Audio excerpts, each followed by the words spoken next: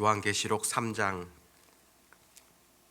14절에서 22절까지 말씀입니다. 요한계시록 3장 14절에서 22절입니다.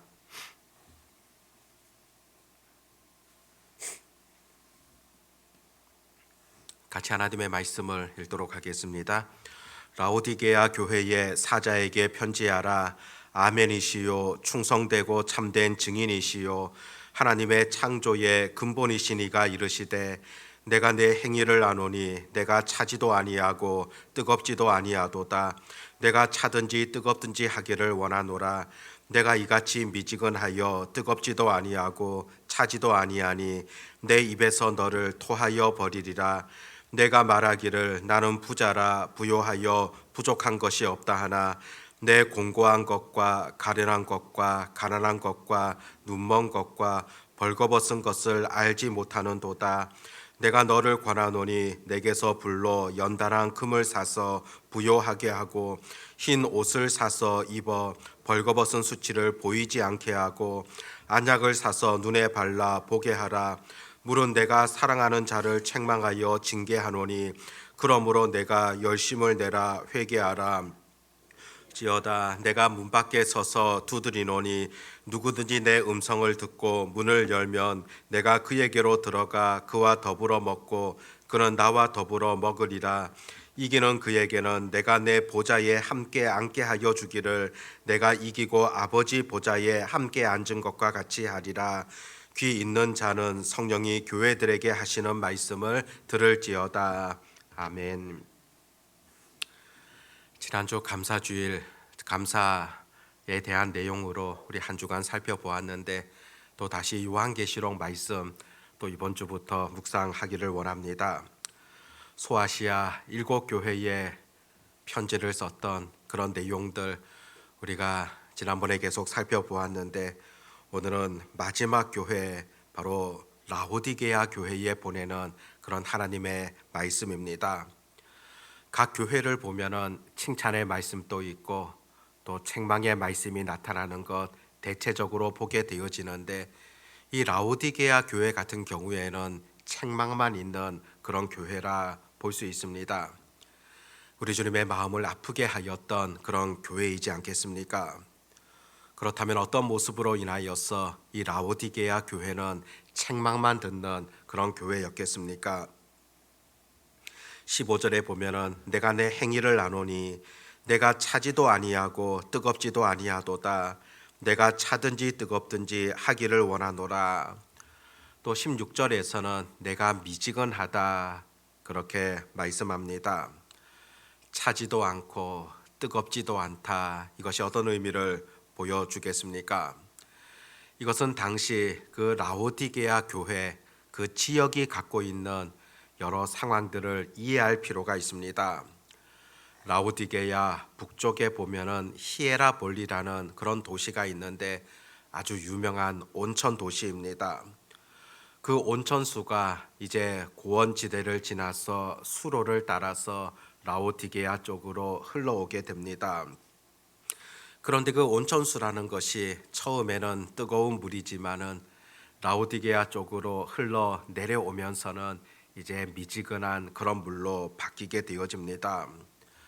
온천이라는 것 뜨거울 때 그 효과가 있고 괜찮지만은 미지근하게 된다면은 그 효과도 떨어질 뿐만이 아니라 특별히 석회가 많은 그런 물이다 보니까 아래쪽으로 내려오면은 별 쓸모 없는 그런 물이 되어버리고 맙니다. 주님께서는 당시 라오디게아가 갖고 있었던 그 지역이 보여주었던 이런 모습을 지금 근거로 하여서 이 말씀을 하고 있는 겁니다. 아무런 영향도 없고 미미한 그런 성도들의 신앙에 대하여서 지금 지적하고 있다 그렇게 볼 수 있습니다. 신앙의 차가운 것은 어떤 것이며 또 신앙의 뜨거운 것 그것은 무엇이겠습니까? 이 뜨겁다는 것 이것은 우리가 잘 알다시피 바로 신앙의 어떤 열정들 뜨거운 마음으로 하나님을 섬기게 되어지는 그런 마음이라 볼 수 있습니다. 차갑다, 이것은 그 반대이지 않겠습니까? 그런데 오늘 본문에서 바로 오히려 미지근할 거라면은 차가우라, 뜨겁든지 차갑든지 하라. 그럴 때 뜨겁지 않으면은 차가울 것이다, 그런 의도이겠습니까? 이것은 수사학적인 그런 결단을 표현하고 있는, 또 촉구하고 있는 그런 내용이라 볼 수 있습니다. 지난번에 설교할 때도 그런 예를 들었지만은 흔히 우리들도 자녀들을 키우다 보면은 이런 표현들을 할 때가 있을 겁니다.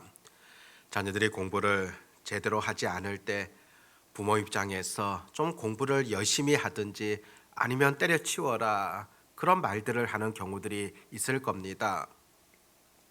이 때려치우라, 이것이 정말 부모의 본심이겠습니까? 그것은 좀 더 결단을 해서 열심히 하라는 그런 마음이 바로 그 속에 들어있지 않습니까? 뜨겁든지 차갑든지 하라, 이 말씀 속에도 너희가 하나님 앞에서 좀 더 열정을 가지고서 신앙생활을 하라는 겁니다.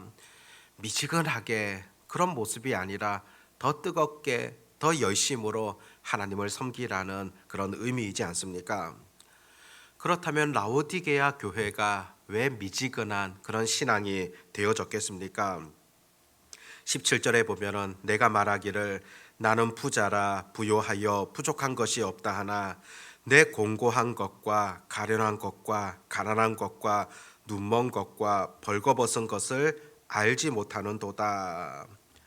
지금 라오디게아 교회를 향하여서 너희들은 너희 자신들의 모습을 보지 못한다고 그렇게 지적하고 있습니다. 스스로는 부자라 나는 부족한 것이 없다, 그렇게 말하고 있지만은 주님 보실 때는 다르다는 겁니다. 공고하며 또 가련하고 가난하며 벌거벗었다, 그렇게 주님께서는 바라보고 계시다는 겁니다. 실제 라오디게아 지역 자체는 상당히 부유한 도시입니다. 기록에 의한다면은 이 라오디게아 지역 일찍부터 금융업이 발달했던 그런 지역입니다. 또 의류 산업에 있어서도 중심적인 그런 역할을 하였고 또 약품으로도 유명했었는데 특별히 안약이 유명하여서 주변 지역에 수출까지 하였던 그런 곳이다, 그런 기록들을 보게 됩니다. 그뿐만이 아니라 3만 명 정도 수용할 수 있는 원형 경기장이 3개나 있을 정도로 부와 향락을 즐겼던 그 도시가 바로 이 라오디게아라 볼 수 있습니다. 이런 부요한 도시임에도 불구하고 우리 주님께서는 너희들은 가난하다, 가련하다, 그렇게 평가를 하고 있습니다. 사람들이 바라보는 것과 우리 주님께서 바라보시는 그 시각 자체가 달랐다는 것을 의미하고 있지 않습니까? 이런 라오디게아 교회를 바라보는 주님의 시각은 오늘 이 시대를, 우리 성도들을 바라보는 우리 주님의 시각과도 동일한 겁니다. 흔히 우리가 착각하는 그런 경우들이 있는데 내가 세상적으로 여러 일들이 잘 풀리고 잘 되어진다면은 나는 영적으로도 평안하다, 그렇게 생각하는 경우가 있습니다. 세상적인 부요함이 마치 영적인 면에서도 부요한 것처럼 그렇게 느끼는 경우들이 있다는 겁니다. 그런데 이것은 결코 아니라는 겁니다. 나는 이 땅 가운데 부자요 부요하게 살아가지만은 주님께서 보실 때는 영적인 부분에 가장 가난하고 가련하다, 그렇게 볼 수 있다는 겁니다. 스스로 부자라 생각하는 라오디게아 교회를 향하여서 우리 주님께서 책망하고 있지 않습니까? 18절에 보면 내가 너를 권하노니 내게서 불로 연단한 금을 사서 부요하게 하고 흰 옷을 사서 입어 벌거벗은 수치를 보이지 않게 하고 안약을 사서 눈에 발라 보게 하라. 앞서서도 설명했지만은 이 18절 말씀 같은 경우에는 그 당시 라오디게아 지역적인 상황들을 그대로 바라보시면서 들려주시는 그런 하나님의 말씀입니다. 라오디게아 부요한 도시였고 또 의류 산업이 발달하였고 또 안약이 발달하였던 그런 도시라고 했습니다. 그런 배경 하에서 지금 주님께서는 이와 같은 말씀을 들려주십니다. 흰 옷을 사서 너희들의 그 벌거벗은 수치를 보이지 않게 하라. 실제로 라오디게아 지역 자체 외모를 단장하는 것 중요하게 여겼습니다. 우리 사람의 발달을 통하여서 나타났던 현상들이지 않겠습니까? 그런데 이 본문을 통하여서 주님께서는 영적으로는 너희가 완전히 벌거벗었다고 그렇게 표현합니다. 영적으로 벌거벗었기 때문에 영적으로 옷을 사서 입어야 된다. 그렇게 지금 들려주시는 겁니다. 육체적인 옷의 중요함들 그것이 아니라 정말로 너희들은 영적으로 발가벗고 있지 아니한가? 영적으로 온전한 옷을 입어야 된다는 것을 지금 교훈하고 있는 겁니다. 안약을 사서 눈에 바르라. 라오디게아 지역 자체가 안약이 유명하고 그것으로 인하여서 바르는 자들 또 육체적으로 도움을 얻는 자들 많이 생겨났을 겁니다. 그런데 너희들은 영적으로는 완전히 눈이 어두워져 있다는 겁니다. 영적으로 어두워진 그 눈, 영적인 안약을 발라가지고 그 너희들의 모습에 대하여서 제대로 들여다볼 수 있는 그런 지혜가 필요하다는 것을 지금 들려주고 있습니다. 라오디게아 지역 또 그 교회 이들을 향한 얼마나 적절한 그런 말씀이겠습니까? 너희들이 가지고 있었던 그 부요함으로 인하여서 오히려 주님을 바로 볼 수 없고 우리 주님을 바로 깨달을 수 없는데 너희들의 그 영적인 무지함에 대하여서 바로 보아야 한다는 겁니다. 영적으로 너희가 얼마나 가난한가를 들여다 보아야 한다는 겁니다.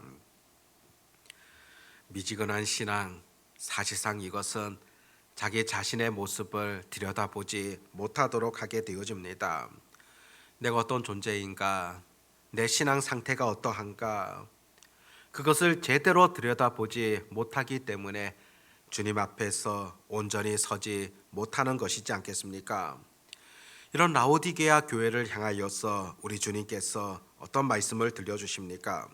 19절에 보면 물은 내가 사랑하는 자를 책망하여 징계하노니 그러므로 내가 열심을 내라 회개하라.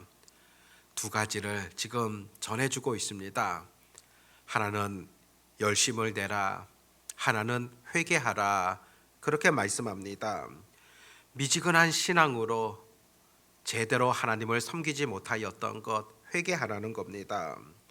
미지근한 성도들의 삶을 통하여서는 어떤 것도 이룰 수 없기 때문에 너희들은 회개해야 된다. 그것을 촉구함과 더불어서 이제는 신앙의 나태함들, 평안함들 그것만을 추구하는 것이 아니라 회개하며 다시 한번 열심을 내라. 그렇게 들려주시는 하나님의 음성이지 않습니까?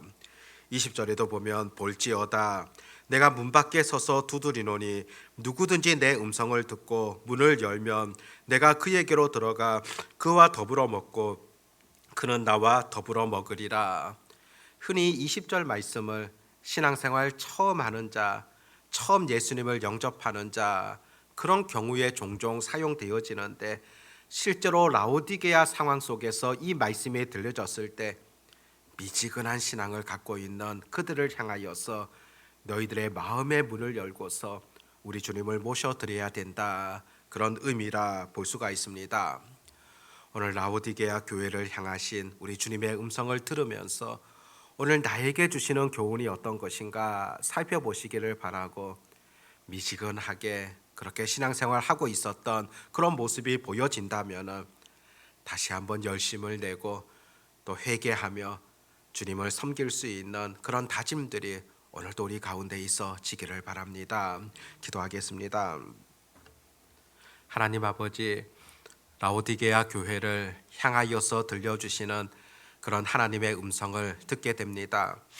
라오디게아 교회는 나는 부자라, 부요하다, 부족한 것이 없다 그렇게 고백했지만은 우리 주님께서 바라보실 때는 가난한 자였으며 가련하고 불쌍한 자였다는 사실들을 보게 되어집니다.